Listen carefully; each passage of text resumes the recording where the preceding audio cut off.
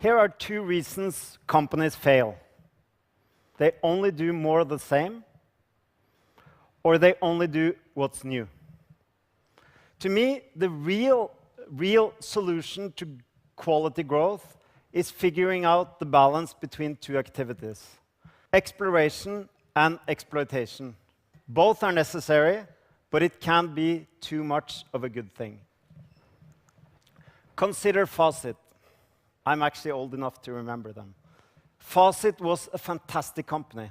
They were born deep in the Swedish forest, and they made the best mechanical calculators in the world. Everybody used them. And what did Fawcett do when the electronic calculator came along? They continued doing exactly the same.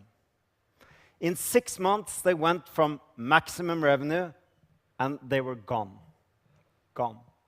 To me, the irony about the Fawcett story is hearing about the Fawcett engineers who had bought cheap, small electronic calculators in Japan that they used to double-check their calculators. Fawcett did too much exploitation. But exploration can go wild too. A few years back, I worked closely alongside a European biotech company. Let's call them OncoSearch. The company was brilliant. They had applications that promised to diagnose, even cure, certain forms of blood cancer. Every day was about creating something new. They were extremely innovative. And the mantra was, when we only get it right, or even, we want it perfect. The sad thing is, before they became perfect, even good enough, they became obsolete. OncoSearch did too much exploration. I first heard about exploration and exploitation about 15 years ago when I worked as a visiting scholar at Stanford University. And the founder of the ideas is Jim March. And to me, the power of the ideas is its practicality. Exploration. Exploration is about coming up with what's new. It's about search, it's about discovery, it's about new products, it's about new innovations. It's about changing our frontiers. Our heroes are people who have done exploration. Madame Curie, Picasso, Neil Armstrong, Sir Edmund Hillary, etc. I come from Norway. All our heroes are explorers, and they deserve to be. We all know that exploration is risky. We don't know the answers. We don't know if we're going to find it, and we know that the risks are high. Exploitation is the opposite. Exploitation is taking the knowledge we have and making good better. Exploitation is about making our trains run on time. It's about making good products faster and cheaper. Exploitation is not risky in the short term. But if we only exploit, it's very risky in the long term. And I think we all have memories of the famous pop groups who keep singing the same songs again and again until they become obsolete or even pathetic. That's the risk of exploitation. So if we take a long-term perspective, we explore.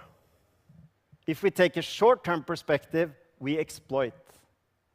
Small children, they explore all day. All day is about exploration. As we grow older, we explore less because we have more knowledge to exploit on. The same goes for companies.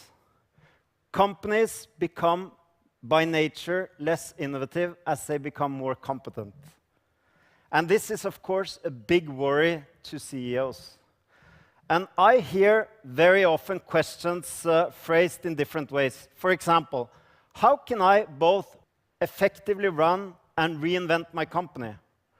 Or how can I make sure that our company changes before we become obsolete or are hit by a crisis?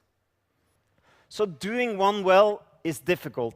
Doing both well at the same time is art, pushing both exploration and exploitation. So one thing we've found is that only about 2% of companies are able to effectively explore and exploit at the same time, in parallel. But when they do, the payoffs are huge. So we have lots of great examples. We have Nestlé creating Nespresso. We have Lego going into animated films, Toyota creating the hybrids, Unilever pushing into sustainability. There are lots of examples, and the benefits are huge. Why is balancing so difficult? I think it's difficult because there are so many traps that keep us where we are. So I'll talk about two, but there are many. So let's talk about the perpetual search trap. We discover something, but we don't have the patience or the persistence to get at it and make it work. So instead of staying with it, we create something new. But the same goes for that, and we're in a vicious circle of actually coming up with ideas but being frustrated. OncoSearch was a good example. A famous example is, of course, Xerox. But we don't only see this in companies, we see this in the public sector as well.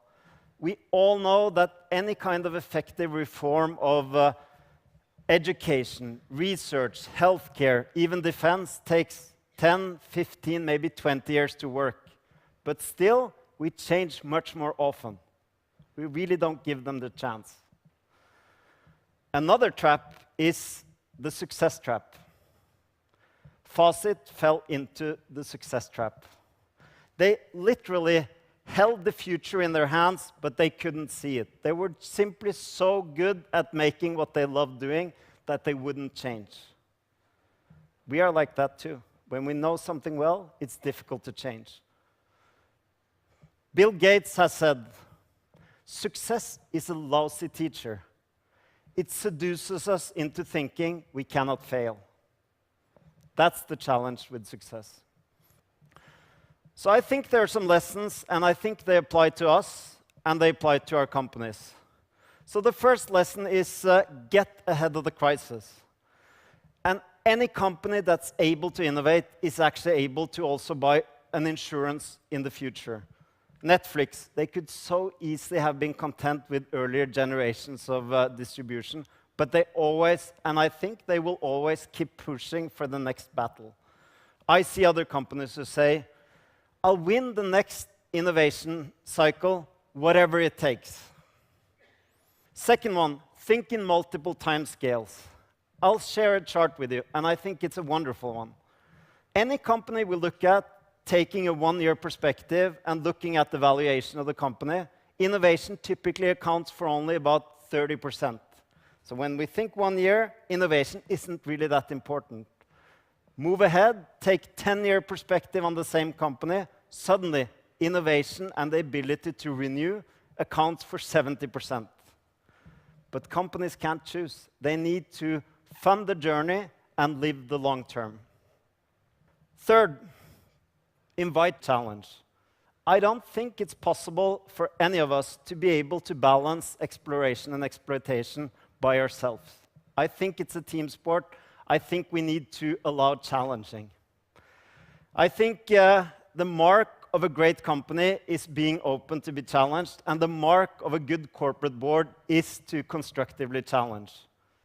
I think that's also what good parenting is about.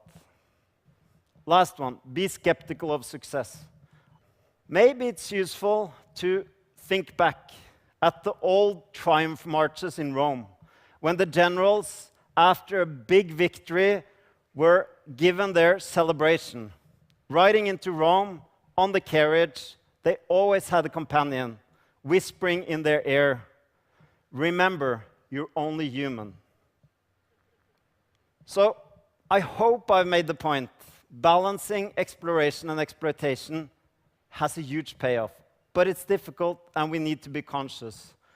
I want to just point out two questions that I think are useful. First question is, looking at your own company, in which areas do you see that the company is at the risk of falling into success traps, of just going on autopilot? And what can you do to challenge? Second question is, when did I explore something new last? And what kind of effect did it have on me? Is that something I should do more of? In my case, yes. So let me leave you with this. Whether you're an explorer by nature, or whether you tend to exploit what you already know, don't forget the beauty is in the balance. Thank you.